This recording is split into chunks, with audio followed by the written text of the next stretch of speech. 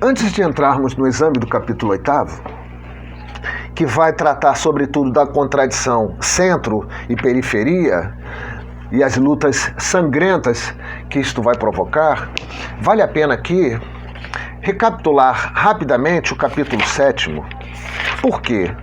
Porque no capítulo 7º nós vamos notar que, eu posso afirmar aqui, depois do final da Terceira Guerra Púnica, usando o ano de 146 como apenas um referencial cronológico, mas é um ano importante, porque é quando Roma derrota o seu principal inimigo, Cartago, nós vamos paulatinamente perceber que aquele sistema republicano, só do ponto de vista formal, nunca tivemos a rigor uma república, do ponto de vista real.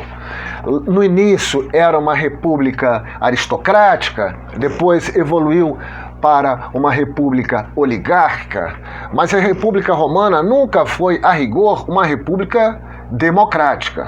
Foi aristocrática, foi oligárquica, mas nunca foi democrática.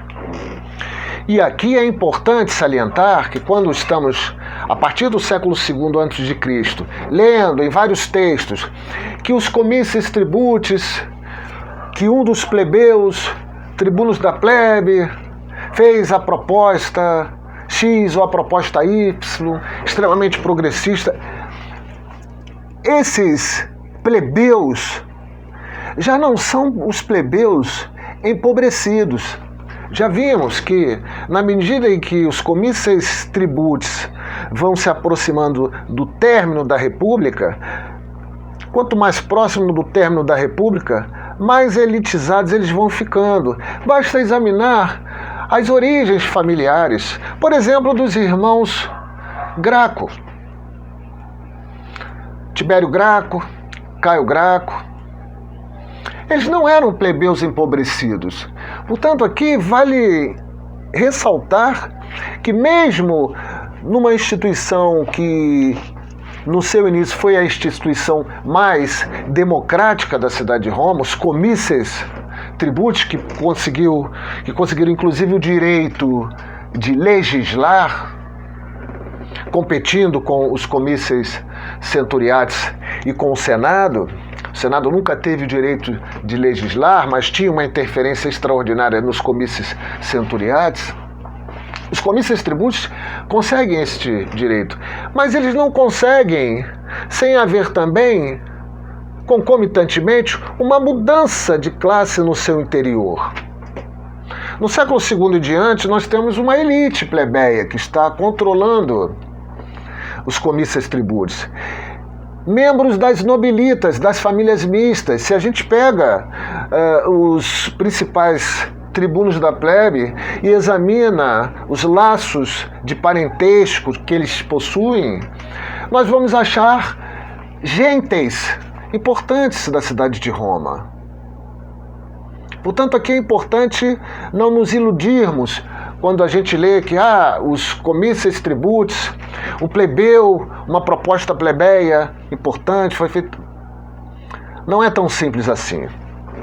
Mas seja como for, há uma fratura na classe dominante. Os irmãos Graco, Tibério Graco, Caio Graco, expressam esta fratura. Nunca saberemos ao certo se eles perceberam que era preciso aliviar as contradições internas e externas. No capítulo 7 começam os autores examinando o que? A crise agrária, depois a contradição entre o centro e a periferia, a insatisfação das cidades satélites com a ausência da cidadania, a impossibilidade das elites satélites de participarem das eleições, de participarem das magistraturas. Se eles, os irmãos Gracos, chegaram à conclusão de que era preciso fazer algumas reformas, e aqui já foi dito, reforma agrária não é nenhuma reforma revolucionária proposta aqui, é apenas a perspectiva de amenizar as contradições, dar uma estabilidade ao sistema e, portanto, equalizar a crise demográfica, lembrando sempre que a pequena propriedade, as pequenas propriedades são plantéis de soldados. Havia uma crise demográfica seríssima pela perda de homens nas guerras, faltam soldados, o emprego de mercenários começa a ser um padrão para a civilização romana, né? O emprego de tropas de outras cidades passou a ser uma situação sem a qual as guerras jamais poderiam ser continuadas. Então, eles não conseguiram, por várias razões, já examinamos isso no capítulo 7. E surge uma saída, que seria o Mário, Caio Mário. Caio Mário também expressa uma dissidência não tão radical quanto os irmãos Graco, Tibério Graco e Caio Graco, mas também avança nas reivindicações para não só tentar resolver as contradições internas da sociedade romana, mas resolver também os conflitos com as cidades satélites. Mas Mário já tem uma clientela fora da cidade de Roma. E Mário também, tanto quanto os irmãos Graco, há um tempo querem equacionar as contradições, mas também no bojo desta solução, ou pelo menos desta atenuação das contradições, tirar proveito e ampliar suas clientelas. Isto gerou conflitos dentro do próprio Senado romano, que viu ali uma concentração fora do comum de poderes nas mãos de um ou dois indivíduos. Mas o fato é que todas as propostas, ou quase todas elas, propostas feitas pelos irmãos Graco foram, e vamos ver isso no final do capítulo 8, foram cumpridas. A volta dos loteamentos de terras, a concessão ampliada de cidadania para os italianos, tudo isso foi, de uma forma ou de outra, concedido ou conquistado, de tal forma que podemos realmente considerar o corte cronológico de 146 até 44 a.C., um corte cronológico que nos permite colocar como título nele a decadência do sistema republicano romano. E por que 146? É claro que antes de 146, ao término da Segunda Guerra Púnica, quando Roma derrota os cartagineses, ao término da Segunda Guerra Púnica, Roma passa a ter uma agressividade na Itália, na Península Itálica e na Sicília, nunca antes vista. Mas, quando Roma derrota Cartago na Terceira Guerra Púnica, destrói, barbariza a cidade. Quem sobreviveu virou escravo.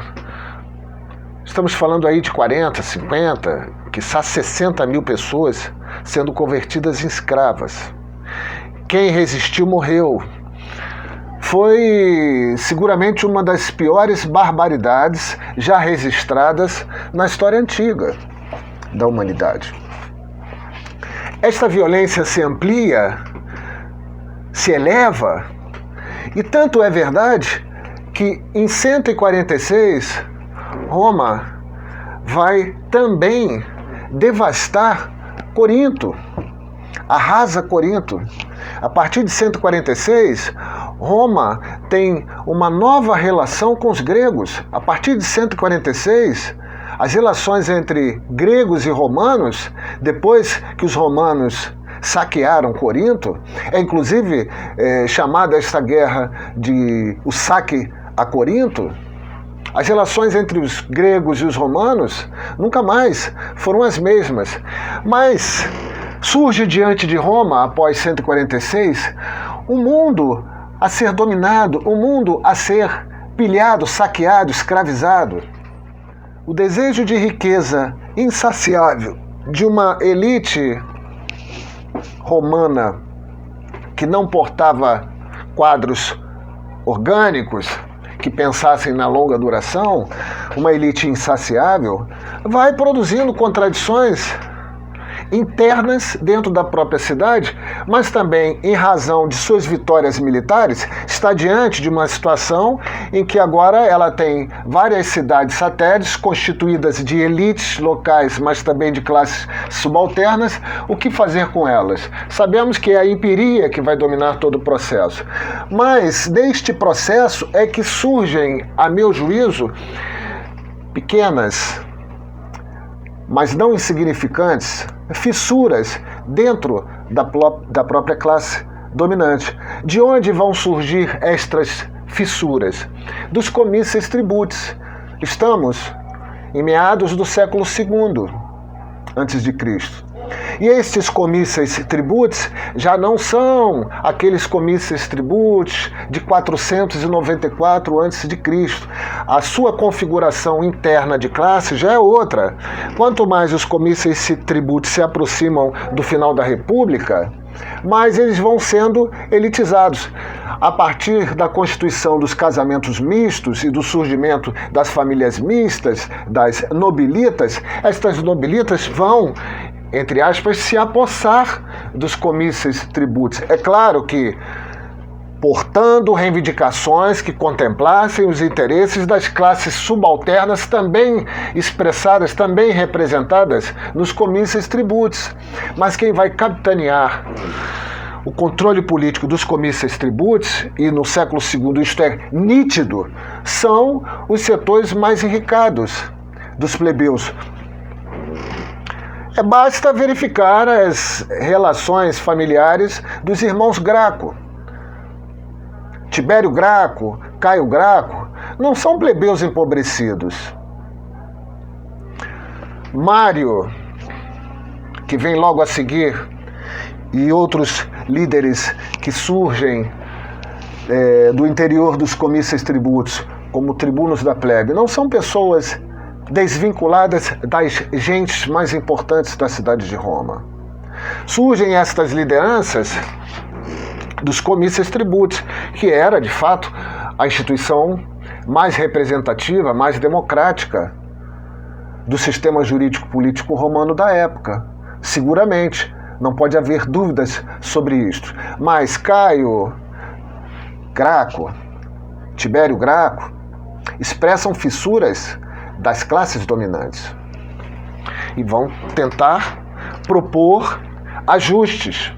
Se eles chegaram a pensar de forma, vamos dizer assim, em não apenas assegurarem os seus interesses, mas os interesses de toda a sua classe, é difícil saber.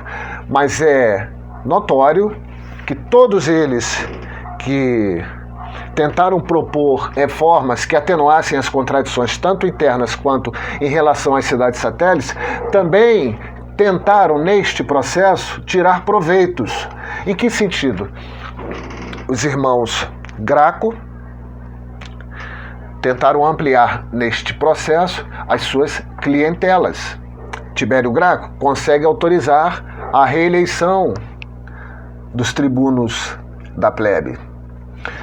Começa a surgir aí modificações na estrutura jurídico-política. 10 anos depois, o seu irmão, Caio Graco, vai se reeleger uma vez como tribuno da plebe, em 123 e 122 a.C. Isto não era permitido na época. Assim como não era permitido que mandatos de tribunos da plebe fossem cassados, mas o Tibério Graco o faz com aquele Otávio. E Tibério Graco o exclui dos comícios tributos. Também era uma quebra das regras. Mas estas quebras das regras previamente estabelecidas do sistema jurídico-político republicano da cidade de Roma se dá em razão de uma nova etapa do desenvolvimento histórico de Roma, que é nitidamente, eu diria, perceptível a partir de 146, porque a partir de 146, com a derrota dos cartagineses e com uma nova relação mais agressiva, mais contundente com os gregos, Roma se estabelece com base na violência, com base no seu poderio militar, e agora é partir para a expansão, para a escravidão e para o saque. Não há neste período, a partir de 146, nenhuma força militar como foram os cartagineses. E esta realidade sobre a qual Roma se depara, e a insaciabilidade de uma elite que não consegue ver para além dos seus próprios interesses individuais, notem, as terras estão sendo ocupadas. Qual o problema de separar um pedaço pequeno destas terras públicas para serem loteadas entre os soldados, entre os cidadãos pobres da cidade de Roma, permitindo ali plantéis de soldados, ou seja, pequena propriedade cultivada por famílias nucleares? Isto não abalaria, em hipótese alguma, a expansão, muito pelo contrário, daria uma estabilidade à expansão em função do provimento de novos soldados. Mas ninguém, tirando os irmãos Graco, tirando com mais conservadorismo o próprio Caio Mário, enxergou desta forma, e alguns outros oportunistas que surgiram neste período. Então, de 133... com o surgimento de Tibério Graco, depois, 10 anos depois, 122, 121 é assassinado o irmão de Tibério Graco, Caio Graco, surgem crises, porque as propostas são feitas, são recusadas e os seus autores são assassinados, mas as contradições permanecem e elas precisam ser equacionadas. E aí é que neste processo a gente nota que a estrutura jurídico-política, entre aspas, republicana, vai sendo subvertida, vai sendo desrespeitada. Em 99, o Senado começa a cassar mandatos de tribunos da plebe. Posteriormente, os tribunos da plebe perdem o direito de proporem e de aprovarem legislações. Isto tudo não era algo que lá atrás teria sido pensado, ou seja, mudanças na estrutura formal do sistema jurídico-político, e não só mudanças previamente debatidas nos seus respectivos fóruns legais, mas mudanças impostas pelas forças das circunstâncias, impostas e aceitas sem questionamento. Ora, isto nada mais é do que uma crise do sistema formal republicano, da estrutura legal do sistema republicano, mas mais do que isso, do ponto de vista político, é uma crise de hegemonia. Quem é que neste período tem o controle da política romana? Há fissuras gigantescas, há fissuras entre os equestres e o Senado, há fissuras entre a classe dominante romana e as classes dominantes satélites, há fissuras entre parte dos elementos plebeus e parte do patriciato. É uma cidade que está cheia de fissuras e não há um bloco hegemônico de poder que consiga dar cabo destas fissuras e prosseguir a expansão, mantendo as classes dominantes no poder. E é nestas horas que surgem, não só aqui em Roma, mas é uma recorrência no processo histórico da humanidade, surgem aquelas figuras salvacionistas e que sobre elas vão se concentrando poderes extrajudiciais, mas que são aceitas estas concentrações de poderes porque este indivíduo vai dando conta de contradições que até então o sistema político vigente não era capaz de fazê-lo. Caio Mário, tenta ser uma destas figuras, mas vai se indispor com o Senado, porque, além de ser um quadro da elite dominante, outros elementos de gentes concorrentes percebem que Mário está concentrando muitos poderes nas suas mãos, tal como o fizeram os irmãos Graco. E Mário, diferente dos irmãos Gracos, tem clientelas enormes nas cidades satélites. Isto é um perigo. É preciso também derrotar este indivíduo. Mário recua e vai ser conivente com o massacre de 121 a.C. Portanto, o corte cronológico 146, término da Terceira Guerra Púnica, e 44, com o assassinato de Servo, é um corte cronológico extremamente adequado para a gente compreender este corte como um pedaço da história de Roma em que a gente vê o sistema republicano se degradando, buscando saídas extralegais, e isto vai se desembocar com o fim do sistema republicano e o surgimento do Império. Feitas estas considerações, podemos continuar examinando o conteúdo do capítulo 8º. Já dissemos aqui que não vamos entrar nos detalhes das guerras, porque o que nos interessa aqui, sobretudo, é a história política. Mas no capítulo 8º, o que nós temos inicialmente é que o Império vai sempre enfrentar, mesmo sendo um império poderoso, vai sempre enfrentar, durante toda a história, ataques de todos os lados às suas possessões. Quem são esses atacantes? Povos menores, etnias descontentes, piratas, traficantes de escravos. E Roma não era só a única cidade que comerciava escravo, havia outras. Neste capítulo 8º, os autores vão explicar na área ocidental que Roma consolida a sua conquista na Gália Narbonense, não vamos entrar nos detalhes militares e políticos desta conquista. Roma finaliza a conquista da Sardenha, da Córcega e das Ilhas Baleares, que fica na costa da Espanha. Roma conquista, isto é importante, o Languedoc. Nasce a província da Gália Transalpina, vence o general Jugurta na Numídia, que foi uma guerra que durou entre 112 e 105 a.C., e consolida o domínio da África. Derrota os Cimbros e os Teutões, depois de batalhas que produziram mortes que chegaram até 80 mil homens. Depois da tragédia de Canas, esta foi uma das piores tragédias que Roma enfrentou, quase 80 mil soldados romanos perdidos. Os Cimbros desaparecem enquanto etnia na Batalha de Vercel, de julho de 101 a.C.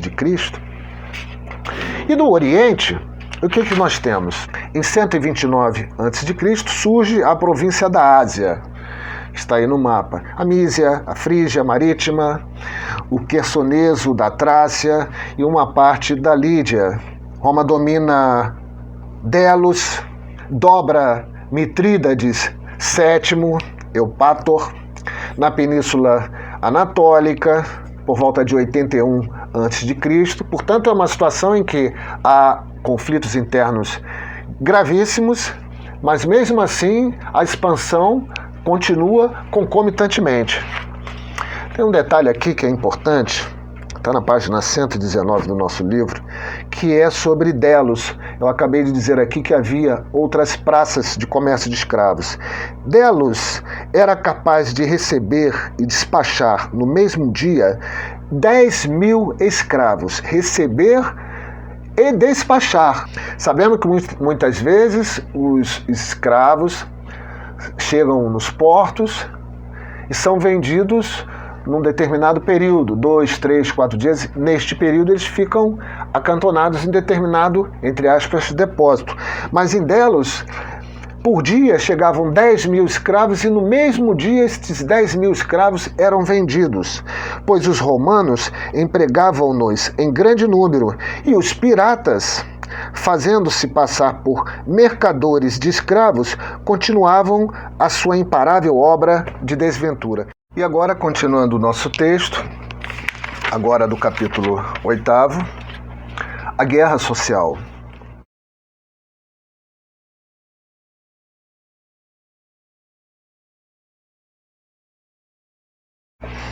Corte cronológico, 91 a.C. até 88 a.C. 3, 4 anos de conflitos. Um corte pequeno. mas que é resultado daquelas contradições entre centro e periferia que não foram equacionadas. Mas por que guerra social? Não é uma guerra, não é uma luta entre as classes dentro da própria cidade de Roma. Social aqui tem a ver com o termo soci, que significa aliados. Guerra dos até então aliados de Roma, as cidades satélites, com a cidade de Roma. Lutando pelo quê? Pela cidadania. A condição de cidadão romano tornava-se cada vez mais vantajosa. As leis agrárias beneficiavam os mais pobres, bem como as leis frumentárias, mas inquietavam, de certo modo, os grandes proprietários italianos. Por quê? Porque parte do butim são as terras públicas conquistadas. E estas terras públicas estão sendo concentradas nas gentes mais importantes, pelas medidas que lá atrás foram propostas pelos irmãos Graco e que agora foram implantadas. No estrangeiro, a qualidade de romano constituía a maior proteção. No exército, ligeiríssimas diferenças vexatórias, separavam os italianos dos seus companheiros de armas, lembrando que as tropas das cidades satélites não tinham o direito de compor os comícios centuriates, não tinham acesso às magistraturas também. O desaire da tentativa de Marco Lívio Druso e a sua morte, ele foi assassinado, já vimos,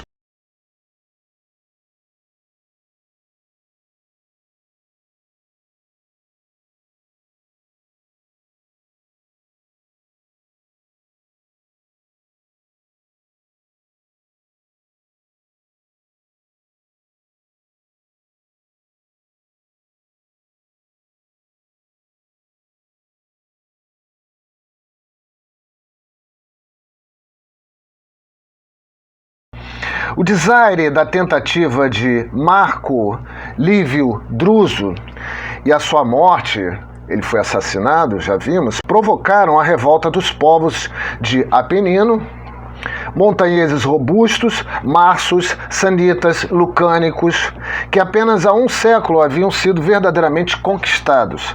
Os revoltosos, antigos aliados, ou soci, daí o nome da guerra, criaram um novo Estado. Na verdade, uma espécie de confederação. Um Senado, 2 chefes, copiando a estrutura jurídico-político de Roma, ou seja, 2 cônsules, então 2 chefes, um Senado e um tesouro comum. E nisto se diferencia das coligações militares, um tesouro comum.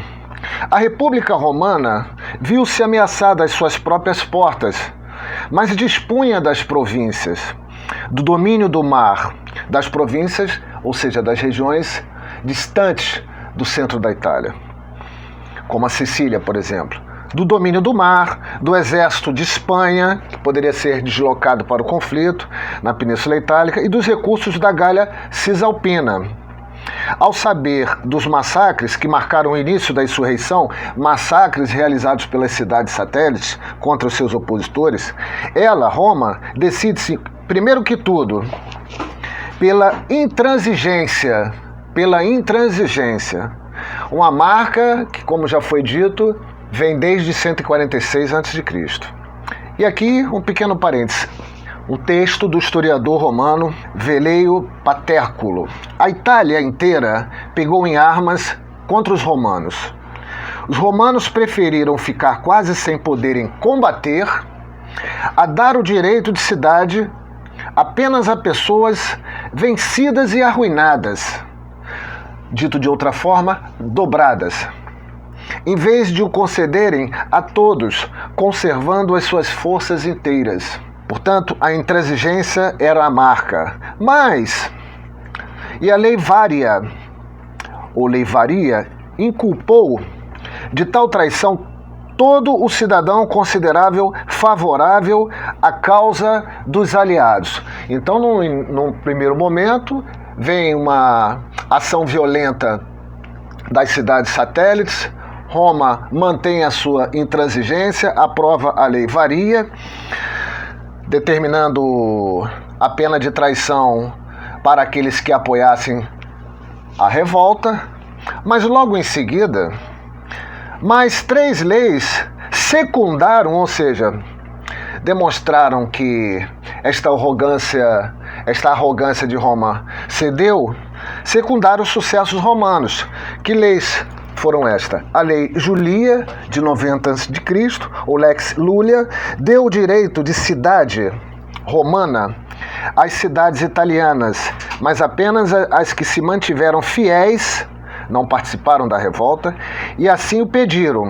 Ela vai permitir aos generais conceder este mesmo direito aos soldados peregrinos merecedores. Foi uma lei capital. Por que capital?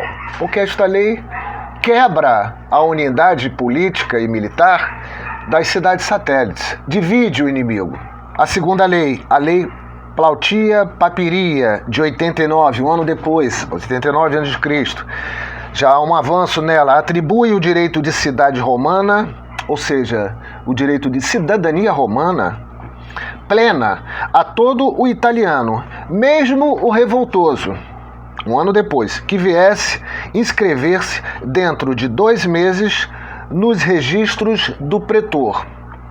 Favorecia, portanto, os indivíduos, mas deixa-nos, em todo caso, sépticos, estes indivíduos sépticos quanto à amplitude da sua aplicação em plena guerra.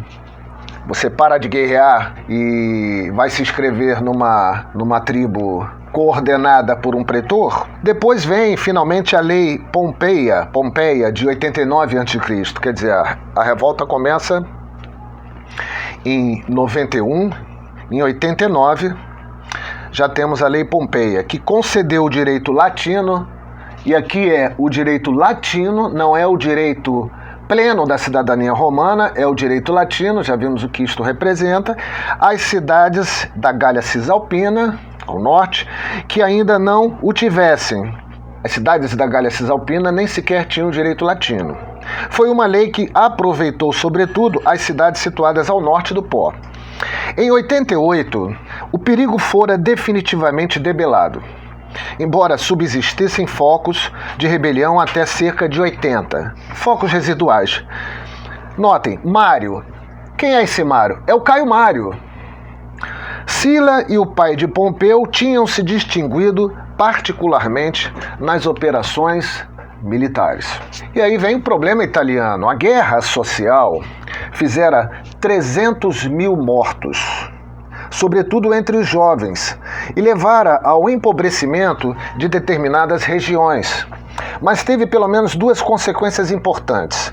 A unidade da península, ao sul do rio Rubicão, estava concretizada pela primeira vez na história.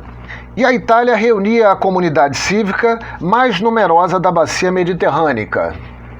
Comunidade cívica porque boa parte conquistou a cidadania plena. A Gália Cisalpina estava distinta da Itália e passava a ser, de fato, uma província. Mas uma província particularmente rica e poderosa em função do seu desenvolvimento econômico e da sua proximidade. É quase que uma extensão da Península Itálica.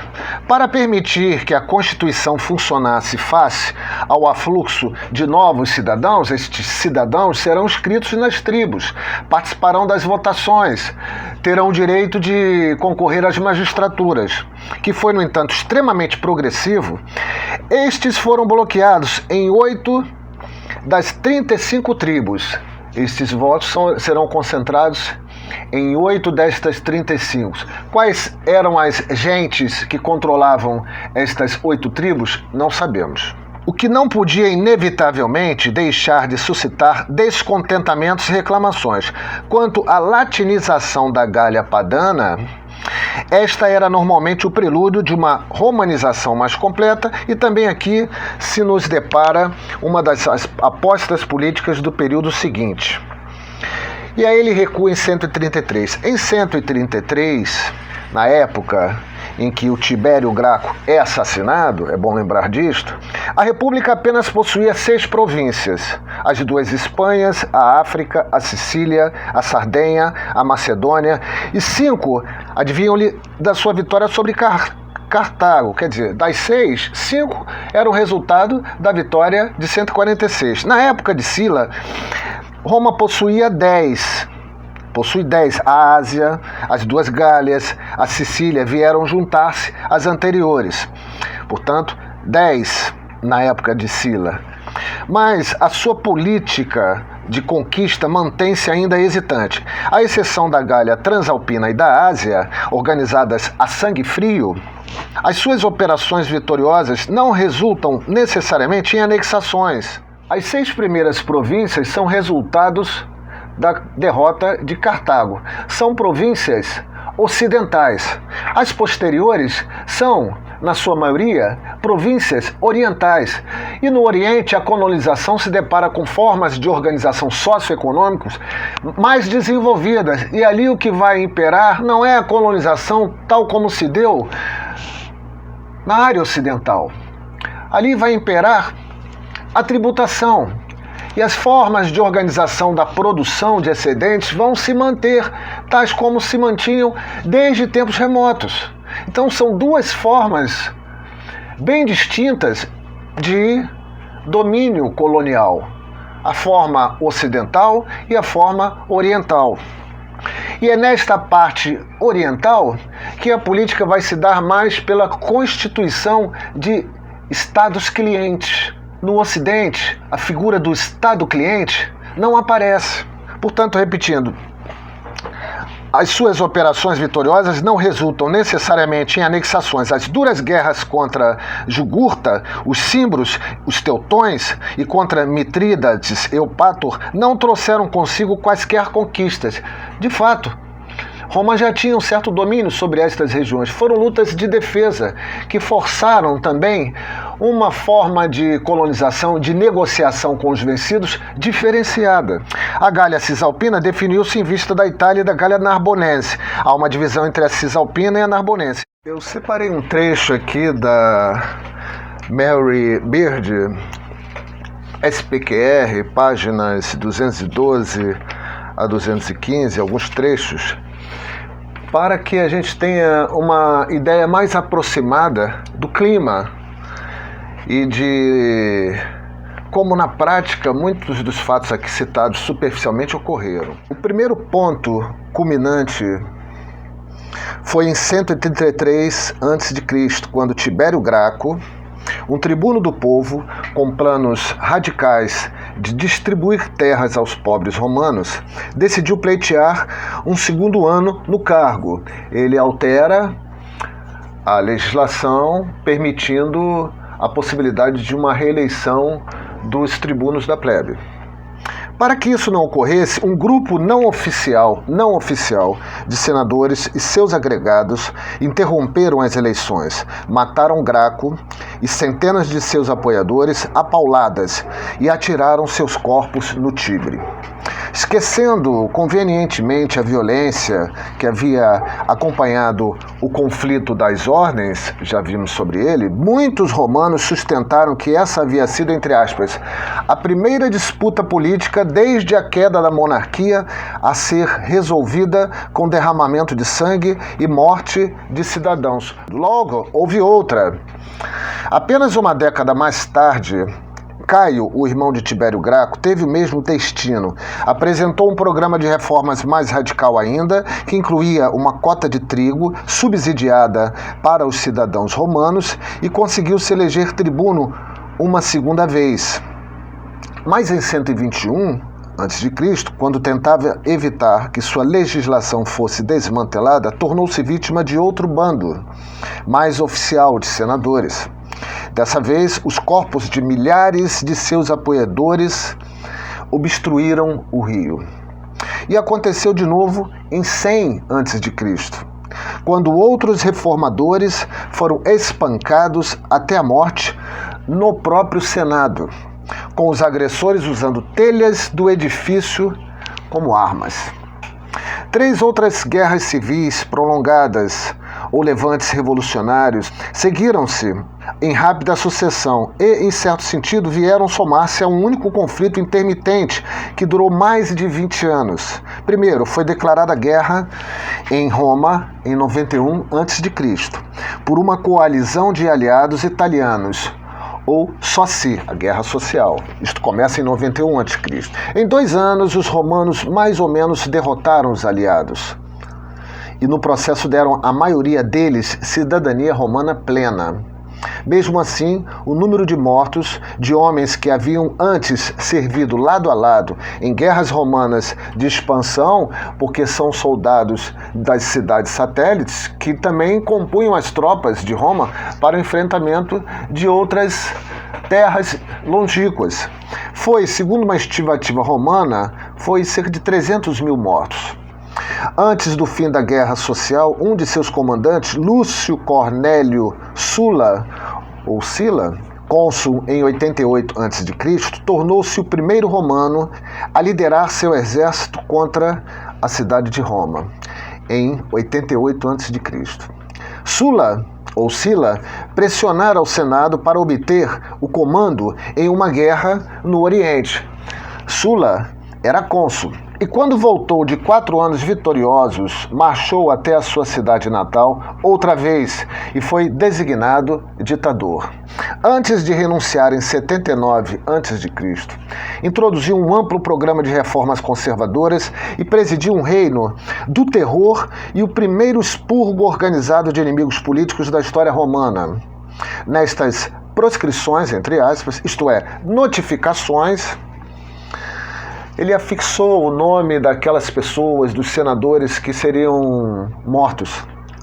Como eram conhecidas em um eufemismo aterrador, os nomes de milhares de homens, incluindo cerca de 1/3 de todos os senadores, foram divulgados por toda a Itália, com um generoso prêmio para suas cabeças. Nestes prêmios se incluía terras e outros favores, o que fez com que os moradores de Roma começassem a caçar os nomes que estavam contidos nesta lista, em busca do prêmio.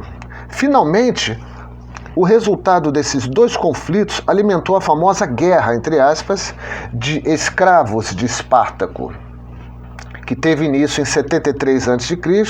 e continua sendo um dos conflitos mais glamorizados de toda a história romana. Por mais bravos que fossem, esses escravos gladiadores desgarrados devem ter contado com o reforço de muitos dos cidadãos romanos descontentes na Itália. De outro modo, dificilmente teriam resistido às legiões por quase 2 anos. Num cenário desses, 3 homens, Pompeu, Júlio César e Marco Licínio Crasso, fizeram um acordo informal, 3 generais, para lançar mão de sua influência combinada, seus contatos, suas clientelas e seu dinheiro para ajustar o processo político aos seus próprios interesses. Por meio de uma série de arranjos de bastidores, subornos e ameaças, os 3, Pompeu, Júlio César e Marco Licínio Crasso, asseguraram que os consulados e os comandos militares fossem parar onde eles escolhessem e que as decisões importantes seguissem sua orientação. Esse arranjo durou cerca de 1 década. Começando por volta de 60 a.C., vamos ver isso com calma lá na frente, negociações em privado são difíceis de datar com precisão. Mas depois, procurando assegurar sua posição pessoal, Júlio César decidiu seguir o precedente de Sila ou Sulla e tomou Roma à força. Veremos também isto com mais calma lá na frente. O essencial do que aconteceu em seguida é bastante claro, mesmo que os detalhes sejam de uma complexidade quase impenetrável. Saindo da Gália, no início de 49 a.C., César fez a famosa travessia do rio Rubicão, que delimitava a fronteira com a Itália, e marchou em direção a Roma. A guerra civil, que eclodiu em seguida, da qual César e Pompeu, aliados de outrora, eram agora comandantes rivais. espalhou-se pelo mundo mediterrâneo. A batalha decisiva foi travada na Grécia Central e Pompeu acabou assassinado no litoral do Egito, decapitado por alguns egípcios que o traíram. E uma das características mais interessantes deste processo, quando a gente vê esses relatos de motins, grupos transitando pela cidade de Roma, cometendo assassinatos, a questão é que nesta época não era como temos hoje, por exemplo, tropas de choque, polícias organizadas para conter assassinatos em série, manifestações, enfim, prisões mais organizadas. Nesta época não. E a autora chama a atenção para isso. E não havia nenhum anteparo, nem mesmo uma força policial básica, tipo uma tropa de choque, para impedir que o conflito político descambasse para a violência política assassina em uma metrópole imensa, que abrigava 1 milhão de pessoas por volta do século I a.C., e este 1 milhão com base num censo que foi feito na época, onde a fome, a exploração e as imensas disparidades de riqueza eram catalisadores, aceleradores adicionais de protestos, tumultos e crimes.